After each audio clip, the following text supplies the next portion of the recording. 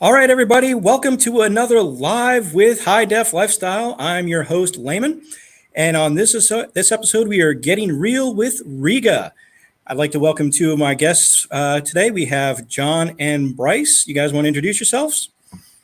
Hello, I'm Bryce, and I work with the sound organization, but have sold Riga for, goodness me, 20 plus years. So my name is John Bevier, and like Bryce, I also work at the Sound Organization, and I'm the new guy in the company. So I'll be adding comments, and Bryce will be giving you all the pertinence. Okay, and this is a live Q&A, so we will be accepting questions from the audience as we go through. But to get things started, why don't we go, Bryce, why don't you tell me a little bit of history about Riga, for those who might not know? Yeah, so Riga, as lots of people ask me how to pronounce it. Over all the years I've done it, lots of people have asked me how the name was formed. So Riga is pronounced, is a concatenation of the two founders' surnames. So it was Roy Gandy, and then it was a chap called Tony Relf. And the company's been around for a long time. 1973 was the time it was founded. Ultimately, in the midst of good, I think it was a dark day back then in Britain too, because Roy used to work as an engineer for Ford, so a very clever soul. Spent a lot of his time when he wasn't in the Ford facility fixing people's audio equipment. So he probably said, I could do this, and was happily involved with Tony, and they formed the company. And that's where Riga comes from. And they've been doing affordable hi-fi since obviously the early 70s. Fantastic. And for those who are a little unfamiliar with Riga, what would you say Riga, like, what would be the best way to describe what Riga it does? What it is known for, probably first and foremost, is people know us for turntables, because we excel at that. We have a lot of choice, which helps people find their feet, I suppose. But really, we've been doing great things in all sorts of categories, like amplifiers, and even we do some speakers, which people are not too familiar with, that we do.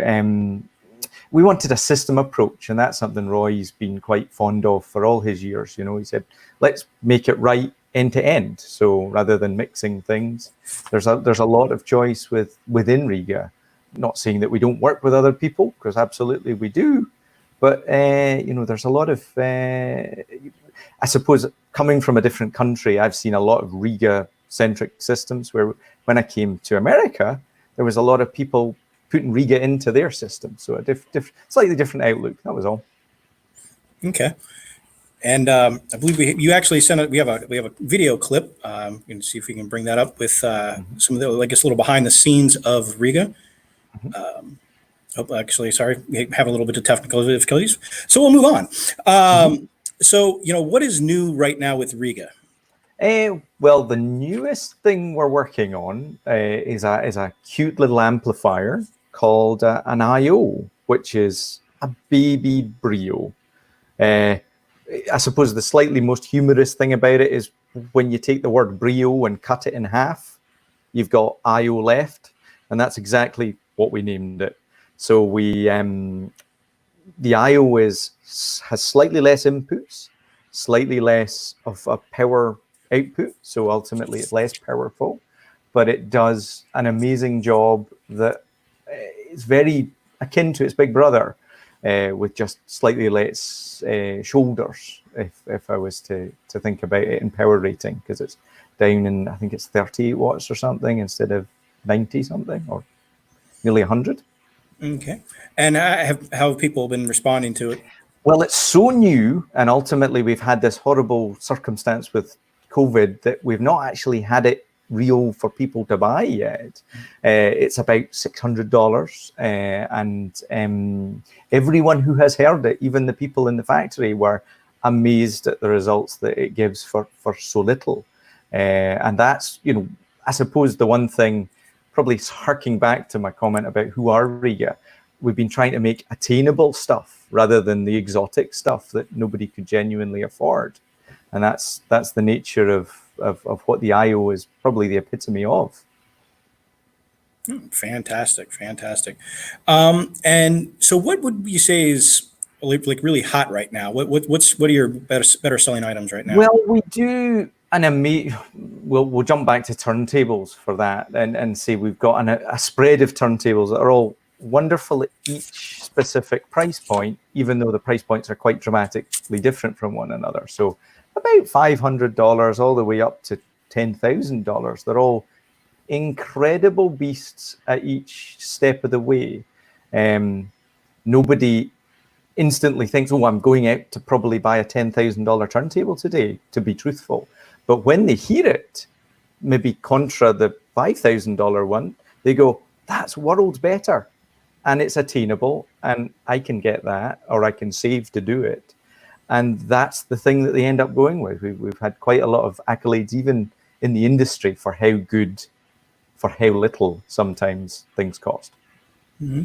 Absolutely, and it's amazing that the price ranges that can vary, but you guys really do put out like a good quality product at almost every price point for those who are interested in one. Yeah. Ultimately, it's like a ladder. In my years of retail, I would almost see the same family back because Dad would buy himself a Planner 3 and then ultimately say, right, Barry's off to university. I'll give him a Planner 3 and I'll treat myself to the Planner 6 I like today. So in some respects, I've seen it. And then when he's back from university, he gives it to the daughter, maybe the younger daughter. So this thing has seen me fix it or look after it, service it. 3 times for 3 different family members over the piece. So I've been genuinely proud, I suppose, to work for something that lasts kind of that long. It's not just you buy a new one, chuck it in the bucket and get yourself this new shiny one over here. It's amazing to see things like 1985 record players coming back to us, being furnished, and I think that's the other thing. We're in the consumer electronics sphere, and we all look at these things and say, oh, they'll wear out in a year or two, and the stuff just lasts, which is what it's all about. You can give it to your kids, which is a really kind of admirable trait in the product offering itself. All right, and we have starting to get a couple of questions now. Sure. The first question is from Aaron. When will the IO be available to buy? Oh, good. I love the good pertinent question. I reckon that we will see them in about 4 weeks, but I wouldn't bet my firstborn on it as a caveat there. I know lots of people have already got them on pre-order, so maybe even with yourselves at Lovely High Def, you should maybe be collecting some names because they're going to be in short supply when they start because of all the social distancing and COVID regulations in Britain too. There'll be less people in the factory to build them, which means we won't get maybe quite as many as we'd initially want. So being fair to you, you maybe want to get a wee pre-order page up and ask people for some pennies, and then they'll get themselves in a queue. Excellent. We've got 350 on order right now. Really? So wow, that's a lot of. That's pre-order or like I guess. No, that's what we have on order for our stock. Oh, okay. Yeah. Okay. Fantastic. All right, and we have another question from Urba. Some turntable companies use very thick and heavy plinths. Why does Riga choose to go with a different route with the construction of theirs? Ultimately, it's all to do with energy. We don't want. What is a turntable? Fundamentally, it's a vibration measuring tool. So when you have massive, heavy things that look like oil rigs, I suppose this is putting myself in Scotland on the northeast coast, but big, heavy things, energy goes into said heavy thing, reverberates around, and then emits at a different frequency. So there are there are various schools of thought to turntable design, which is heavy and massive, things with springs to isolate them, but things with springs generally need a lot of care and attention. And then our concept, which is keep as much energy, superfluous energy, out of the circumstance at all. So we believe in mass where it's important, though. That's important to caveat here, is the glass platter on it, if you can imagine, is quite heavy by proportion to our plinth. And, we want a strong, rigid tone arm, but we don't want a heavy tone arm, because a heavy tone arm would therefore not be able to pick up the nuances that are in the vinyl as it skirts across. So I hope that's been a helpful answer, and don't be worried to email me at the office and ask for more intricate details on that particular point. Absolutely, absolutely. And for those who might just be joining us, we are live with Riga, and we're doing some live Q&A. So any questions you may or may not have about Riga, now is certainly the time to ask them. Now, it's now June, summertime. People are getting excited. So do you guys generally see like certain items?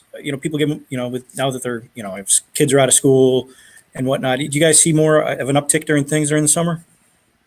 We generally, the audio business slows down a wee bitty from everywhere I've been, at least, which is America and the UK. It goes to a wee bit of a subdued nature over the summer, although bigger projects seem to be the thing that people decide, oh, I'm going to do this summer. So winter time is always the busiest time for us in the industry. However, we've been pretty steady, even through the drama that is COVID, to selling as many raw turntables and units as we normally would, which is I'm really proud of that as a genuine healthy business position. And even more, quite frankly, business has been exceptional because people have all been housebound, and at a certain time you can only polish the silver so many times before you want to sit down, put a glass of wine in your hand or a beer or whatever adult beverage you might want, and turn on music and enjoy it. And people have been looking for upgrading their systems and spending a lot more time with records or CDs or streaming music. So I think we're one of the few industries that's seen from a business standpoint, a nice offshoot from the difficulty that every other element of society has been going through. And it's been terrible, but for us, it's been a little bit of an okay thing. Absolutely, absolutely. And we have another question in coming from Urber again. Does it normally give you better sonic results when the dust cover is removed during playback? Yes, is the quick answer. Because it's a cover for dust and energy. Remember, we were getting back to the mass thing. This cover, and that's kind of why we have those tiny wee black tongues at the back, that you genuinely lift it off and put it to one side.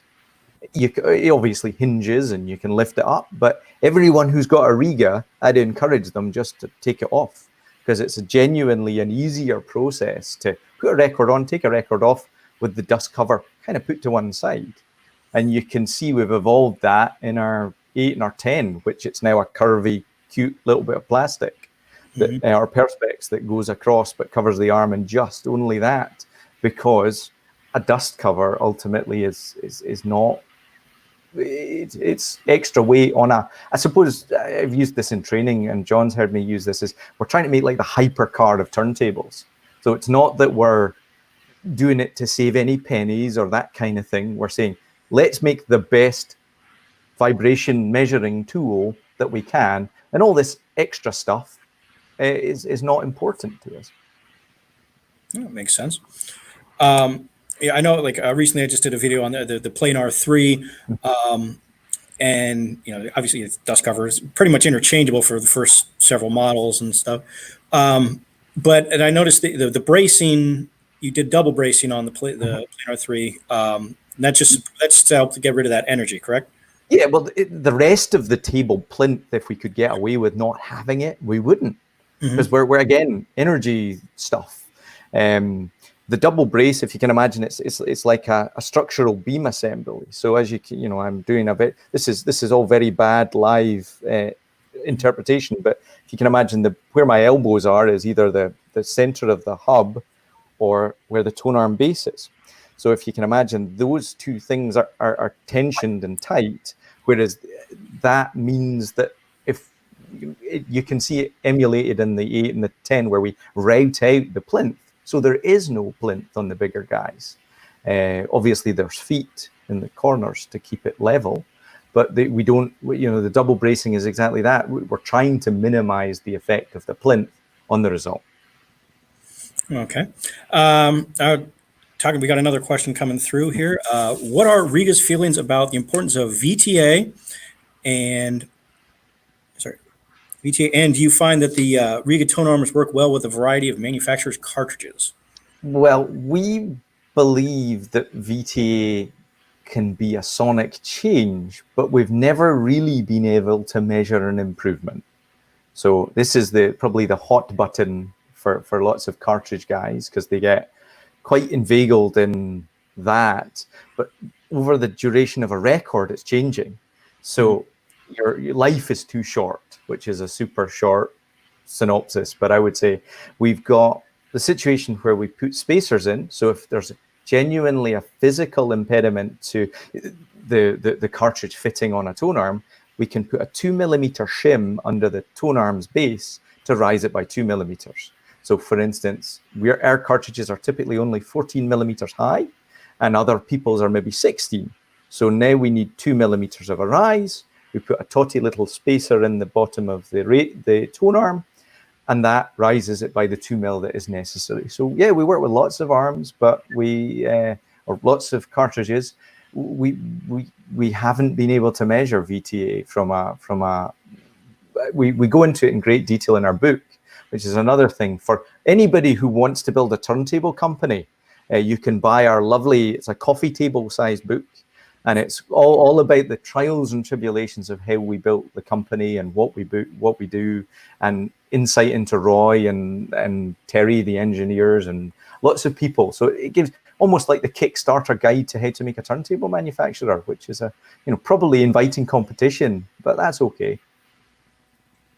Okay, and we got another question coming in from Caddy. This one is, how hard is it to set up a turntable? Now, you guys, your turntables are pretty straightforward coming out straight out the box. Absolutely. We don't believe in making it hard because life is too hard already. So the baby ones, the 1 and the 2 and the Planner 1 Plus, are all designed so that someone could literally take it out of the box and within about 3 minutes be set. Because the weight goes on until a stop point.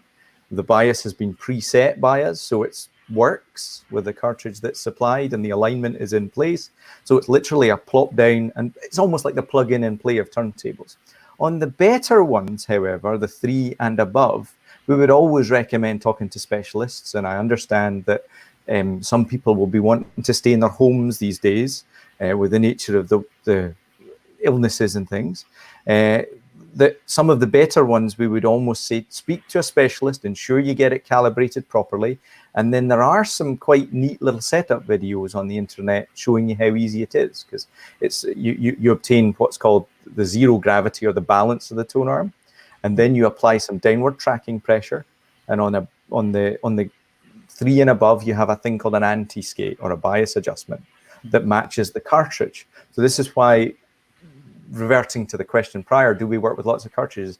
Absolutely, but you need to know the parameters of which the cartridge works with, so you don't put the wrong wheels on your motor car, to use a bad analogy, but the one that came to mind instantly. So specialists, and you guys are included in that as high def, to say, we'll set up the better ones and make sure they're as easy as possible when they come out their carton, if they're distanced.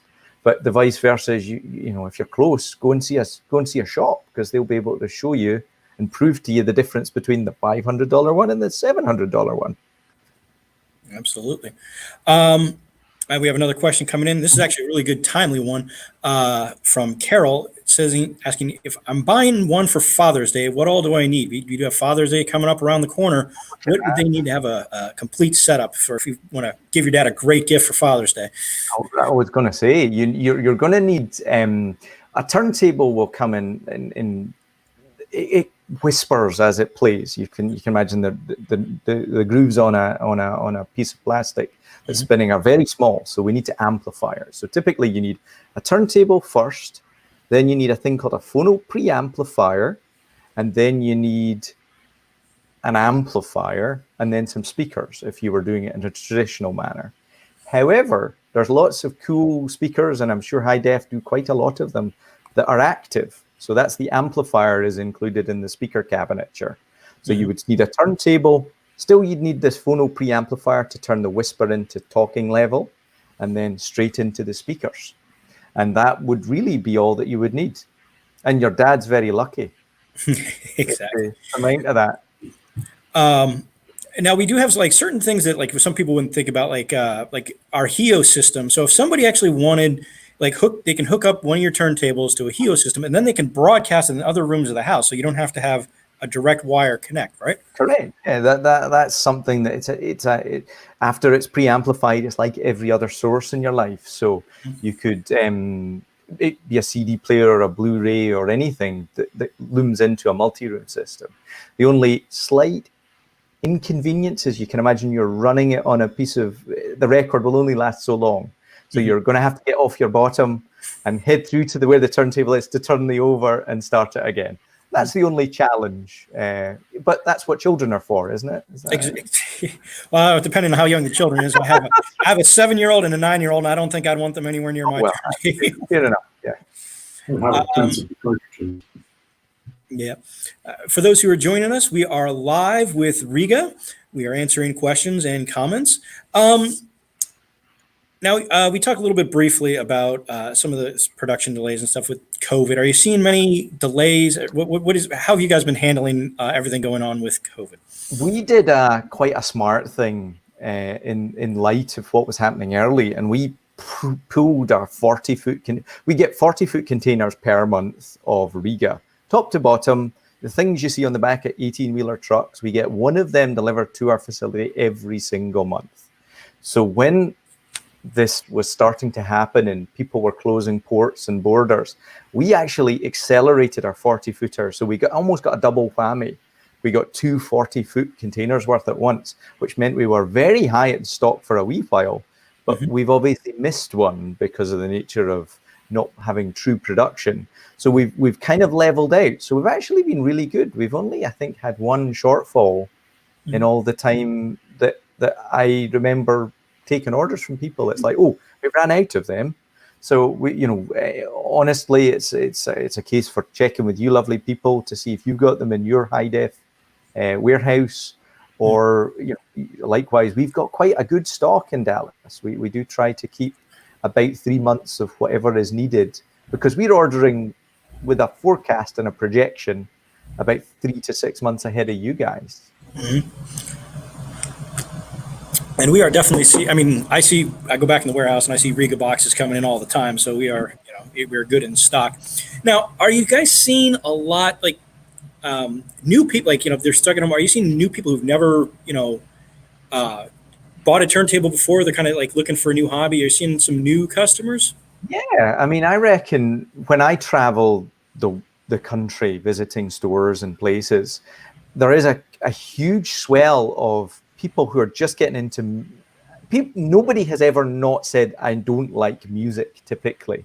They're into music necessarily than audio equipment. So I think there's quite a dissection here that Riga has been quite heavy on being a music loving centric company. It just so happens they make lovely engineered audio components.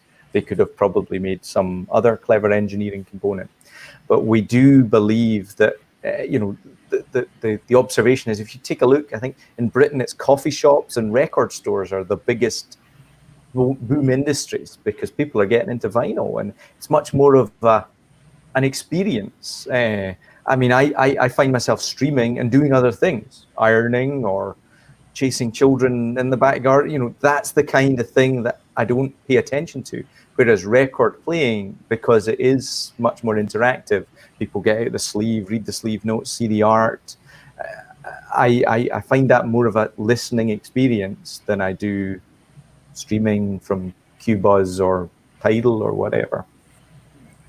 Now, do you have any advice for those who are just getting into the vinyl hobby, I guess would be the best way to put it? I would give you the thing that someone, after years of doing this, someone never commented to me, and I think it's a good thing to say, is nobody really ever complains about spending too much. They always complain about spending too little. Or to quote my mother, probably there's no pockets in a shroud, which sounds like I'm saying spend more money. But what I do want you to do is evaluate how good box X is versus box Y, and that's in anything that you would buy from yourselves or ourselves. Is I've noted people coming back. I get a phone call once a month, which is, I wish I had bought the Planner 10. I've got a Planner 6, but I really want the Planner 10. How do I do this, or how do I get there? And the answer is, there really isn't an easy option to do this, sir. You need to move your 6 onto a new home and buy yourself a 10, or move to an 8s, or if you want to save a bit of pennies. But I would always say to people, don't be afraid to listen beyond your means just now, because you'll be happier with that purchase at the end of the day. Yeah, and nobody wants to keep buying a new turntable every couple of years. So yeah, and we're quite unusual with that. Is if there's not something that we can genuinely do that's a sea change, we'll keep a model around. So something like the Planner 3 as a name has been around since 1970 something. It's late 70s, early 80s, I think, from my own memory of when I first started. They've gone through iterations inside. So a Planner 3 that from 1985 will probably sound quite a lot worse than a Planner 3 of today. But it's I suppose a bit more like a car company. There's lots of Mustangs out there, but you probably want to buy a new Mustang rather than maybe buying a really old one. But maybe I'm wrong with that. They right with me. I'm a big Mustang fan, and yeah, no, I love the classics myself. But and I even had one a couple of years back. But yeah, but yeah, and also like, I guess maybe like where would and also I guess starting their collection. Like, I mean, is where would be the best place for those? Like, especially when you're on home. You know any good sites for people to go buy vinyl? Yeah, well, things like Discogs is amazing for researching and doing things, and there's an amazing there's an amazing amount of information on the internet ultimately that allows you to find good pressings versus bad pressings, or remasters that weren't done very well, and you just can kind of steer clear of them. But ultimately it's great record shops, which sounds very much like going totally flat earth on you, but I hear amazing new music from a record store owner that I would have never heard or never bought, because he says, "Oh, Bryce, you must buy this over something else." And I genuinely think that there's a bit to be said. Is nobody ever, I used to be, granted I've got no hair now, but I used to have very long hair and only listen to industrial, metal, goth music and all sorts of things. And now I listen to everything because of the nature of probably the luck of my job. I hear all sorts of things. Who would have thought I would have bought a Japanese drumming CD back in the day? And I hear you on that. I mean, since I've been working here at High Def, my personal music collection has grown and like gone into different outlets of many different genres that I never thought I'd actually listen to. But especially on vinyl, it's you could hear so much depth within the sound, and it's just so much different than just a CD or an MP3 file. Mm-hmm. Yeah, I think that's probably the other comment about, rather than just spend a bit more than you thought you were going to spend.